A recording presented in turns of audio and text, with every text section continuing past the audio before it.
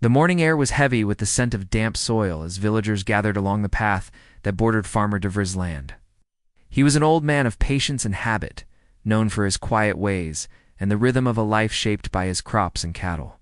Among the herd was a powerful bull named Birov, a creature of unusual strength and temper, yet one Devraj trusted deeply. For weeks, however, Birov's behavior had unsettled the farmer. The bull, once obedient and calm, had turned restless, charging at shadows and directing its fury toward a particular old neem tree that stood on the edge of the field. At first, Devraj dismissed it as a passing phase. Bulls, after all, often showed aggression during mating seasons or when disturbed by unseen animals. But the pattern was strange. Birov ignored other trees, fences, and even rival bulls. Only that one neem tree drew his anger. Every morning, as soon as he was let out, Birov would lower his massive horns, snort furiously, and attack the trunk, slamming it again and again, as if trying to uproot something. The bark began to peel, the trunk bore scars, and the ground beneath loosened from his relentless strikes. The villagers whispered. Some suggested that the tree was cursed. Others claimed that spirits dwelled in its roots, angered by the bull's intrusion. Devraj, though not entirely free from superstition, believed more in reason than rumor. Still, the sight unsettled him. A farmer knows his land like the lines on his palm, yet this behavior hinted that something lay hidden, something that even Birov sensed, but no human eye could see. One evening, when Birov attacked with unusual ferocity, Devraj noticed something peculiar. The blows to the tree echoed differently, almost hollow, as if the earth beneath concealed a cavity. The bull's hooves churned up soil and exposed a bulge at the base of the tree, a mound that looked unnatural. Devraj crouched, running his calloused fingers over it. It was too regular, too symmetrical, to be a random rise in the earth. Curiosity gnawed at him. After a sleepless night, he returned at dawn with a spade. Birov stood nearby, restless, pawing the ground as if urging him on. Devraj struck the soil, expecting to find tangled roots or burrows of animals. Instead, the earth gave way easily, as if long disturbed. Layer by layer he dug, sweat soaking his shirt as the mound revealed its secret.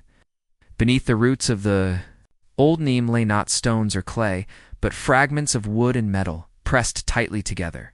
His heart raced. It resembled the corner of a chest, an ancient, weathered, and bound with rusted iron. For a moment, excitement surged through him. Could it be treasure buried long ago by ancestors, hidden during invasions or times of famine? The thought of gold or relics flickered in his mind, a temptation almost too great to resist. Villagers passing by noticed him digging and soon gathered, in murmurs, their eyes wide with wonder and greed. But as Devraj unearthed more, the excitement curdled into dread. The chest, when fully revealed, was not small. It was massive, too heavy for one man to lift. The air around it seemed unusually cold, and a stench, faint but foul, seeped from its cracks. Birov, who had been agitated moments ago, now bellowed, in fury, circling the pit and pawing the earth as if to warn his master. The villagers fell silent, unease spreading through them. With trembling hands, Devraj forced the rusted latch open. The lid groaned, and as it lifted, a collective gasp rose from the crowd. Inside were not coins, not jewels, but bones, human bones piled high. Some shattered, some whole, the remnants of countless bodies crammed into the space. The skulls stared back at him with hollow sockets, their jaws frozen in eternal screams. Tattered scraps of cloth clung to the remains, suggesting they were not ancient, but from a more recent, horrifying time. The realization hit him like a blow.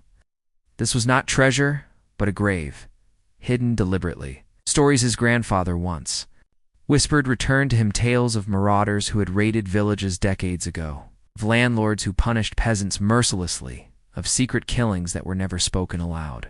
Perhaps this chest was the evidence of such brutality buried beneath the old neem to conceal sins of the past. The bull, with its primal instincts, had sensed the corruption in the soil long before any human dared to notice. Fear rippled through the villagers. Some cried out that the land was cursed, that no crop would grow where such blood had soaked the earth. Others urged Devraj to close the chest immediately, to rebury it before misfortune spread.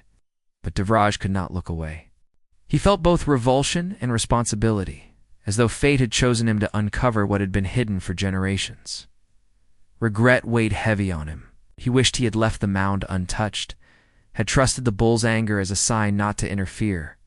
By opening the chest, he felt he had unleashed something that did not want to be disturbed.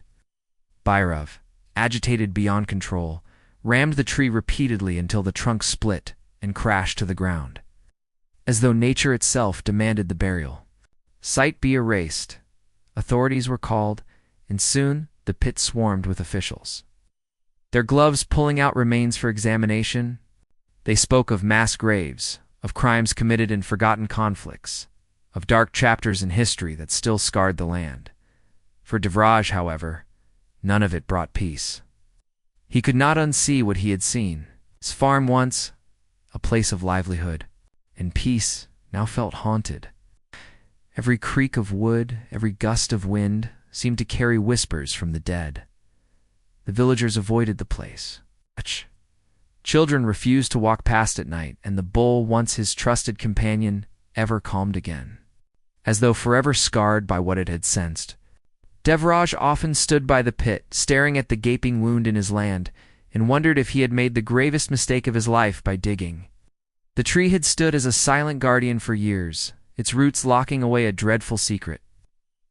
He had not only uncovered the sins of the past, but also burdened his soul with knowledge too heavy to bear. And so, the story of the bull and the old neem tree spread across villages, not as a tale of treasure, but as a chilling reminder that some mysteries are better left untouched. What seemed like an act of curiosity had turned into a lifelong regret, for the earth never forgets what is buried within its hand. Sometimes neither should man.